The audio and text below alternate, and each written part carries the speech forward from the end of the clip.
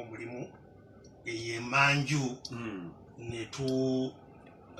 netuleeta oba netutambula nga ffenna tutambulira awamu mu ddoboozi limu. Njagala mpuliriza otegeere nti okugatta ebirowoozo n'entambula y'abantu abangi si kyekintu ekyangu, naye nga tekikumalamu maanyi, olina okugenda mu maaso nga byonna obikolako. Era ne mu kaweefube ono bwe tugezaako okuzimba, y'ensonga lwaki tetwategeezezza nti tugenda kukola ekintu bwe kiti. Nedda, kye twakoze kwe kulaga ekizibu, nti ekizibu kiikino weekiri. Kye tulina okukola ffenna tujje wamu tukaanye ngeri ki gye tutambula kugenda mu maaso. Kye twakoze, tetwagambye nti kati enkya tugenda kukola bwe tuti. No, twagambye nti ekizibu weekiri, waliwo akuba enduulu. So twakubye enduulu, bannange walalala, ekizibu kiikino. Era ekizibu kitutta kitumalawo. N'olwekyo mujje tulabe engeri gye twerwanako, kye tukola kati. Era nga tetunatangaaza n'ekyo, bonna bakulembeze ku ludda olwagala enkyukakyuka twabategeeza, era bakimanyi.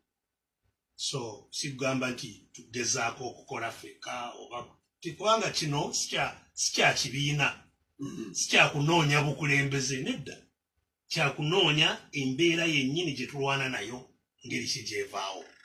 Nga bwe twalwana n'emiwendo ky'oyogedde, nga bwe twalwana n'emiwendo nga gyewanise egy'amafuta egyaki, kikwata ku buli omu. Abadde alemera ku nsonga ya Unity bamuyita Fred Wallace ali Washington, USA. And unity, we want to see a united force ng'evuga kimu. Kituufu, naye ezimbibwa. Tekola nga switch, oteekako switch n'ebeerawo, ojjako n'evaako. Tulina okugizimba, kye tukola. Ampuliriza 0414547697 yogera ne Dr. Besigye. Radio Simba, hello. Wanje. Yes, abo. Mubufunze nnyo.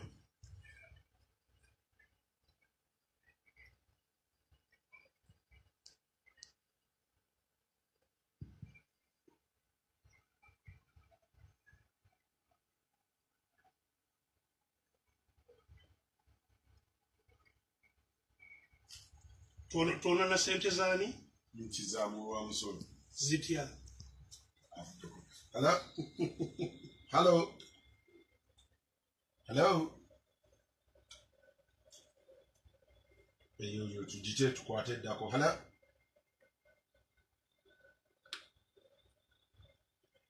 Radio Simba, hello? Kale sebo. Asadu mbufunze. Yes, sir.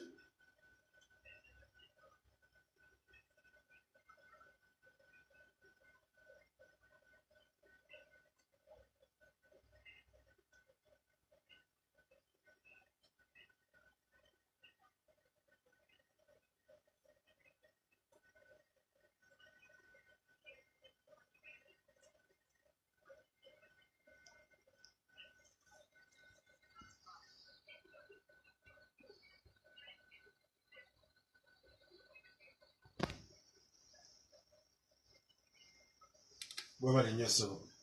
Ono Moses Mwanje avuga nti Dr. Besigye, nze siri ku eno subject, njagala kunziramu katono ka mangu. Bwatugamba okulonda mu Uganda tekuyina kyekuyinza kukolawo, tekujjaawo bukulembeze, okomawo mu kalulu oba nedda. Moses Mwanje. Dr. bonna bagatte wamu. Abaweereza messages ezisinga zikogamba ku nsonga ya Unity, endala ebuuza kino tugenda kikola tutya, Dr. atubulidde kiki ekiri tatubulidde. How? Omwami Ssettumba yabagambye nti bwe tuteekawo enkola ey'okwerwanako eyonoona ssente. Njagala otegeere nti okusooka ffe abali ku ludda olw'okuleetawo enkyukakyuka. Teri muwi wa musolo atuwa ssente. Ssente zonna muziwa abo abatutulugunya mu misolo. Temuziwa wa mukwagala bazibajjako bamwagala oba temwagala. Ne bazikozesa kututulugunya. Era ffe mu kwerwanako kwe twerwanako mu ngeri ey'okwerumya ennyo. Ababadde temunakitegeera ndowooza mugenda mukiraba embeera nga bweri. Buli asituka gamba nti njagala okuwakanya.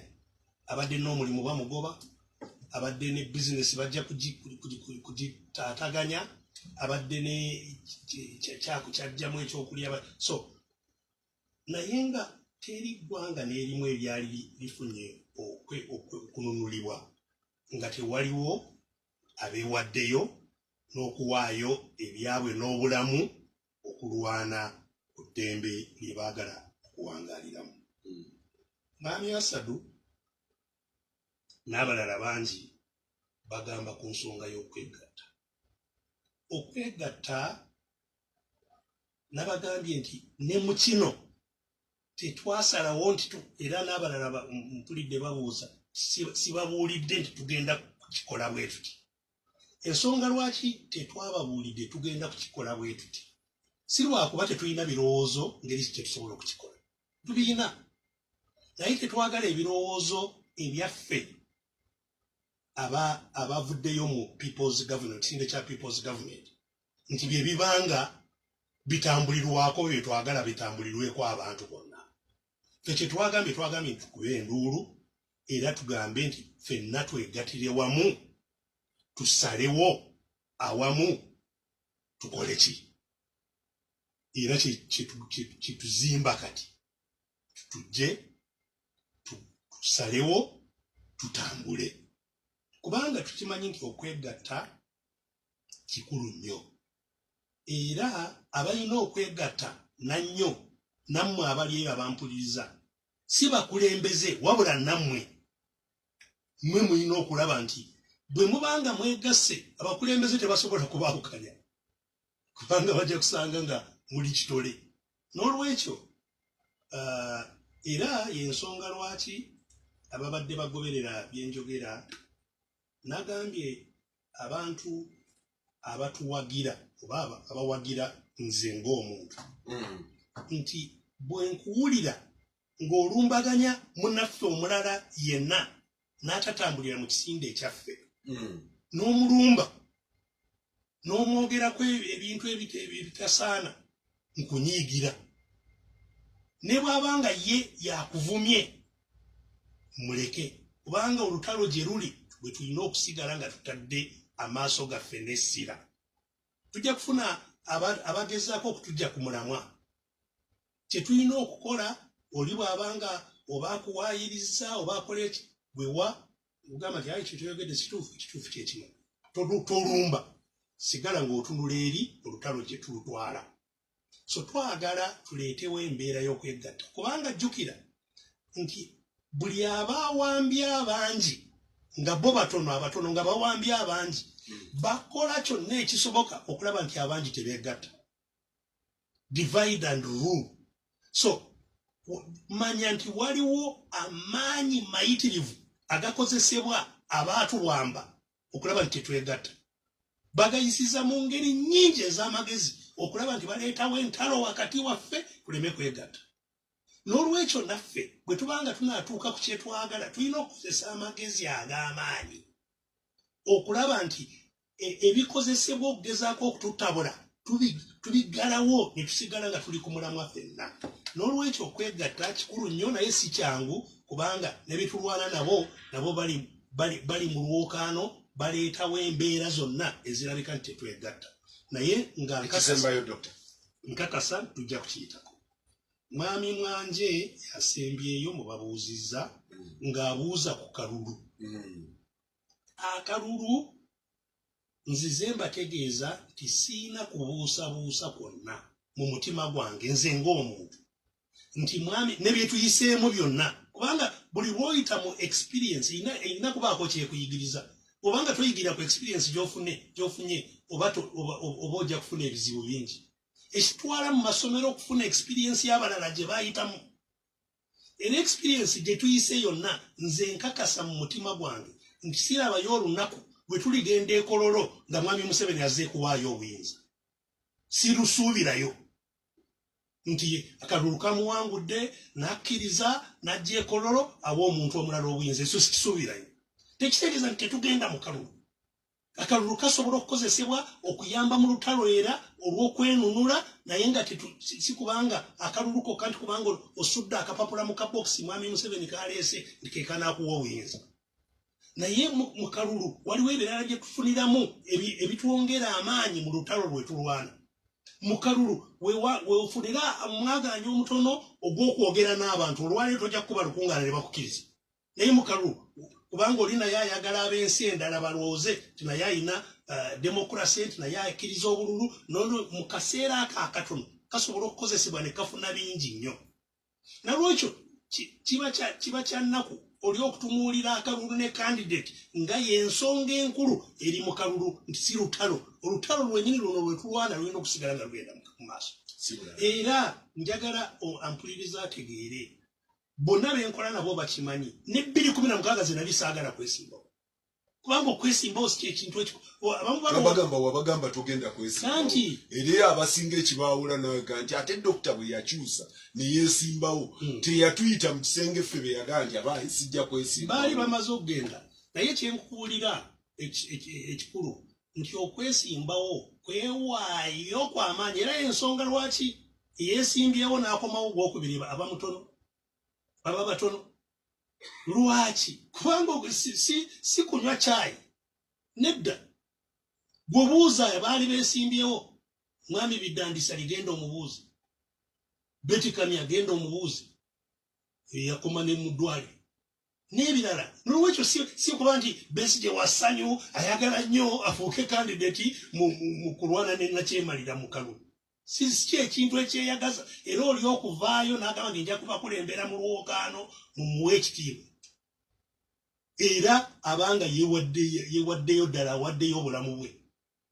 Nolwekyo si kugamba nti nze wabaawo omuntu ayagala okutwala olutalo mu maaso nti nze nsobola kubanga nze mba nkonge kubanga jjukira ne 2016 abamu balowooza nti nze ngaanidde mu kalulu 2021 si nze nali candidate twalina candidate era n'abivaamu 2016 banzigye e South Africa saali kuno bankiba bukibi e South Africa ne banneegayiranga mirundi ebiri era nenkubawo nga nkimanyi bye ngenda okuyitamu.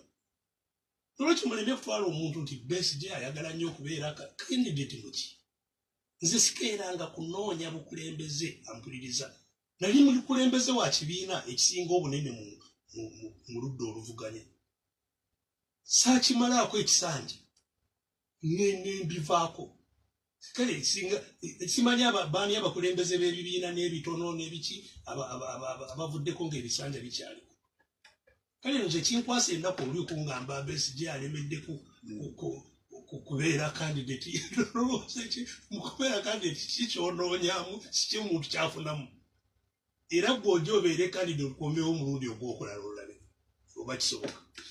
Kale nno bannange abatuuliriza nsanyukire ddala akadde ke tufunye kwogera etwogedde olwaleero ng'ensonga enkulu gye tutambuza ya mbeera y'eggwanga abantu abafa buli lunaku eno si story si ki naawe olwaleero mpuliriza okeesa lukya ng'ey'omutamiivu era kyetusaba nti tutunuulire ekitukakatako ne ssemateeka kawaayiro namba 3 ak'okuba nti ssemateeka yenna bw'abanga takyatambula tulina kwerwanako ffenna nkusaba tukwatire awamu twerwaneko nyaffe Uganda adde mu mikono gyaffe.